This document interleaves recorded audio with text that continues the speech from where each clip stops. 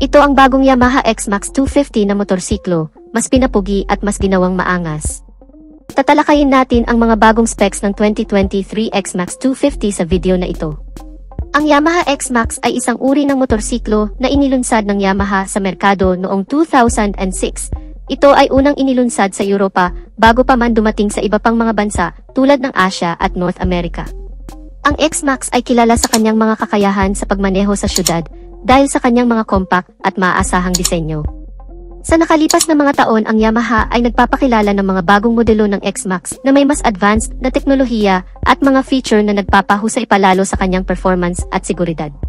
Sa kasalukuyan, ang X-Max ay isa sa mga pinakapopular na motorsiklo sa kanyang kategorya sa maraming mga bansa sa buong mundo. Ang X-Max ay may disenyo na matatag at maaasahan na ginagarantiya ng Yamaha. Ang kanyang komportabling upuan at advanced na teknolohiya ay magpapasigla sa iyong paglalakbay. Ang X-Max ay madaling ilagay sa mga type na espasyo sa syudad dahil sa kanyang compact na disenyo at sa pamamagitan ng kanyang mga advanced na feature tulad ng anti-lock braking system na mas magiging ligtas ka sa daan. At nito ngang nakaraang mga buwan, inilunsad sa bansang Indonesia ang bagong bersyon nito. Sa pagkakataong ito, mayroon ng Yamaha Connect na teknolohiya ang motorsiklong ito. Ito ang teknolohiya na kung saan pwede mong ikonekta ang iyong smartphone sa iyong motor.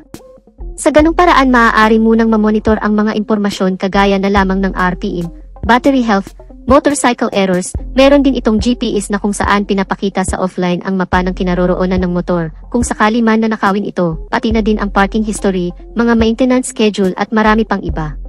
Talaga nga naman napaka-versatile ang isang motor kapag meron na itong connected na teknolohiya. Pero bukod dyan ay meron na ding sariling navigation system itong motor. Mapunta naman tayo sa kanyang engine specs.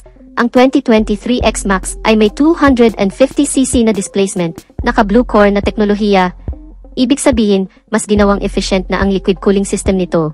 Dahil sa blue core na teknolohiya, merong single overhead cam pa din ito at naka-single cylinder. At kung forma naman ang tatanungin mo, talaga nga naman mas pinapugi pa ni Yamaha. Dahil kung titingnan mo at ikukumpara dun sa luma, ay may konting facelift na ginawa sila sa mukha nito. Mas pinapugi palalo at mas pinaangas. At sa safety feature naman, naka-anti-lock braking system pa din ito at mayroon na din traction control system. Ang dalawang feature na ito ay ang tumutulong sa rider upang maiwasan ang pag-lock ng gulong sa biglaang pag-brake, pati ang pagdulas ng gulong sa mga mabuhangin at mabasang kalsada. At merong kunting binago sa kanyang suspension system para mas maging reliable at mas bibigyan tayo ng komportable na biyahe. Malalapad pa din ang mga gulong ng Yamaha X-Max na merong 120/70 sa harap na naka-attach sa 15-inch na mag-size at ang likuran naman ay 140/70 na nasa 14-inch ang mag-size. Sa overall naman na dimension at build ng bagong X-Max ay wala naman na bago. Sa nauna kong sinabi, pwede pa rin ito pang singit-singit kahit mataas ang kanyang displacement dahil napaka-versatile. Higit sa lahat, may mga malalawak na storage na din pala ang Yamaha X-Max na kasya ang dalawang full-face helmet. Depende sa sukat at sa disenyo. At hindi lang yan, meron din itong napaka-komportabling upuan na talagang magbibigay sa atin ng hayop na ergonomics.